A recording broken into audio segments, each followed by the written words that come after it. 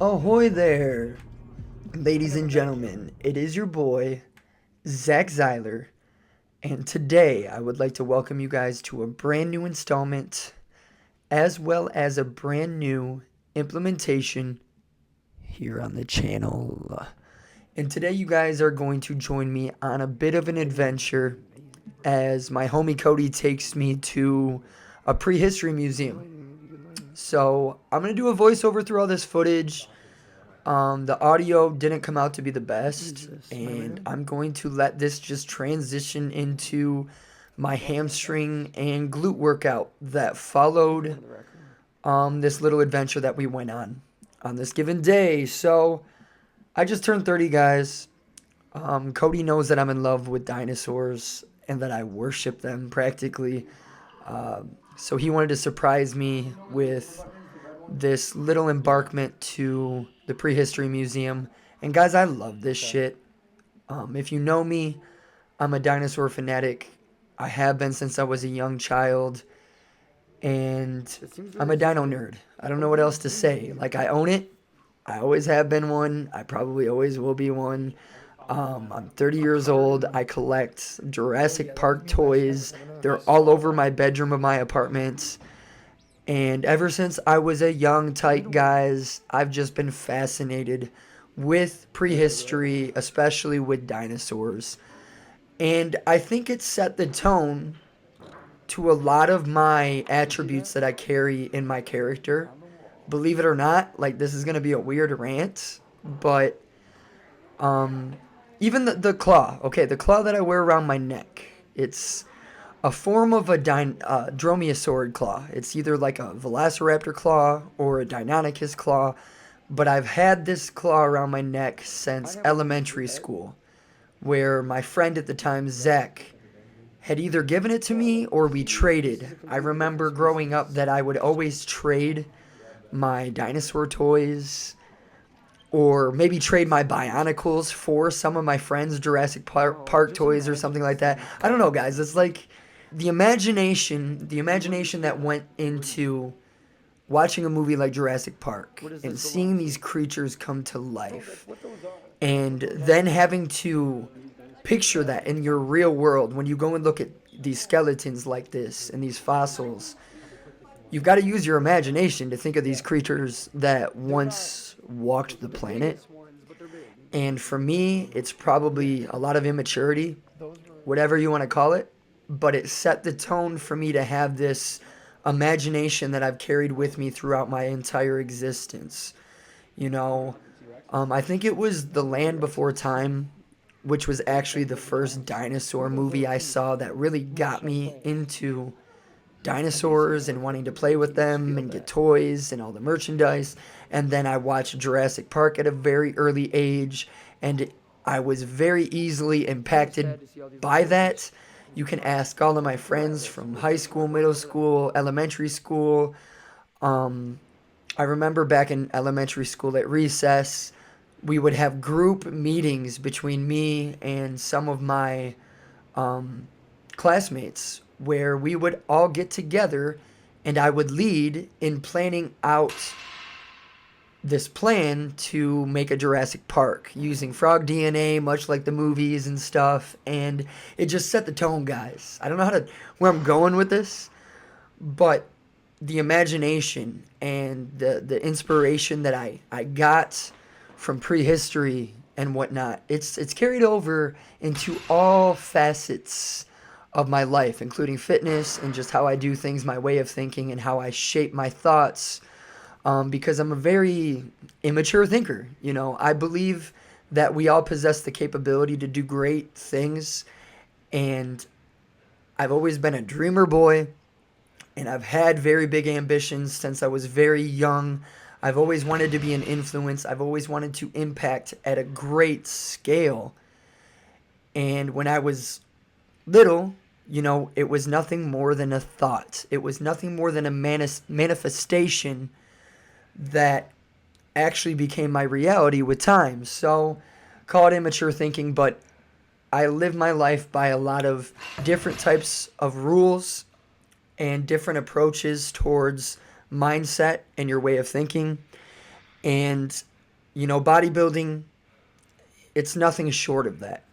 There was a time, I've been doing this for half my life now. I'm 30, guys. And I started bodybuilding when I was 15. And this was, of course, after my cancer treatments. After chemotherapy, after radiation, I got down to 106 pounds. 106 pounds of bone. Like, I had nothing to me, guys. My legs, my thighs, my quad region. Holy shit. I'm sure I got pictures somewhere. But I could literally put both my hands around my leg. That's how skinny my legs were. My arms were just sticks, coming from a deathly illness as well as the treatments. And I started working out. I started lifting weights, only to really fall in love with it, to where I became obsessive and I wanted to build a body of that of a bodybuilder and look like a fucking anime character. But of course, looking in the mirror, what I would see is this bald, 106-pound cancer patient that, of course, I was progressing day by day, adding muscle, adding weight, body weight, slowly but surely.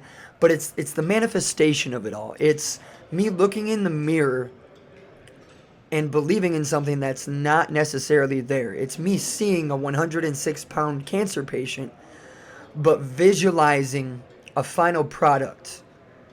And, 15 years have went by, almost 15 years, and I'm still not there. Like, I'm still not where I want to be, but it's safe to say that when I look in the mirror now, I'm not that cancer patient anymore. I'm not that 106-pound, emotionally and physically weak individual. I've become stronger. I have become the product of my thoughts. I have become the product of my visualizations, my manifestations, of having faith within myself and my own beliefs, and the ultimate goal of building this crazy physique. Because when you're there in it, I'll put myself back to being 15 right now. It's immature. It's having an imagination to be able to visualize something like that. To look in the mirror and envision big delts capped on a physique, big arms, exploding biceps, triceps, a tapered back that leads into a tight waist, along with great condition and abs, an X-frame figure. These are things they were just thoughts at one point in time. And with diligence, with the application of everyday effort towards that ideal and towards that goal, I have somehow been able and capable to create a pretty satisfactory physique. And again, we're not done, but I'm just ranting on the sense of having an imagination and the idea of self-belief. I don't think it's talked about enough. In fact, I think that self-belief, it should be like a subject in school or something, because it's tied into everything. The way that you perceive yourself and the way that you think about yourself and your capabilities, it's ultimately what is expressed in your real world. The sky is the limit in a sense. And I'm under the impression, or I'm under the understanding, that not everyone thinks that way. And some people do think that way of thinking is immature, or like, bro, you're living in a fantasy world. But when it comes to the majority of my accomplishments and achievements throughout my life, I owe all of it to my mindset. I owe all of those accomplishments to my self-belief and my faith within myself.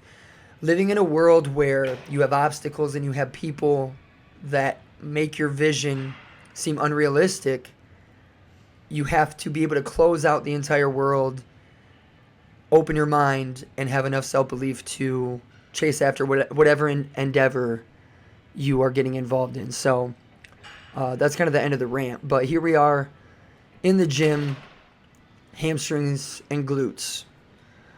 I don't know if I've said it recently, guys, but I am training legs twice a week still. And for the past 2 or 3 years, probably 2 years, I have broken up my quad and my hamstring day. I have 2 leg days a week. My first one being a quad dominant workout, and my second later in the week, hamstrings and glutes, posterior chain, if you will. And that's what we're hitting today. Throwing some Romanian deadlifts in there. A lot of isolation work. And that's one reason I broke up my leg days, was so that I could focus more on that direct isolation work. On quad day, hitting some squats, leg presses, and then really capitalizing on things like Bulgarian split squats, leg extensions, sissy squats, lunges. Even today, like in this workout here, I'm hitting a form of a Bulgarian split squat, but I'm trying to focus more so on my glutes and hamstrings, which is something, again, you guys can't see visually in the video, but it's a mindset. And my glutes and my hamstrings were already quite activated before going into this exercise. So I did a couple of sets of those. And I'm doing this voiceover in one take, so forgive me if I'm stuttering or slipping over my words. I'm cracked out on pre-workout right now. I just showered after the gym today, and I abused the shit out of pre-workout today. It's been a reoccurring theme, and I think I need to maybe take a break and cycle up off of pre-workout for some time.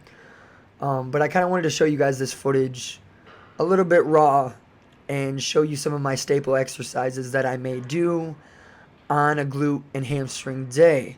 So this is a fun one. I don't even know what you would really call this. It's kind of like a deadlift, to where you really activate and stretch. You allow yourself to sit back, allow your hips to really open up to get a whole stretch in your hamstrings, and then you come up and you really try to squeeze and activate your glutes to get them into play and to fire them up.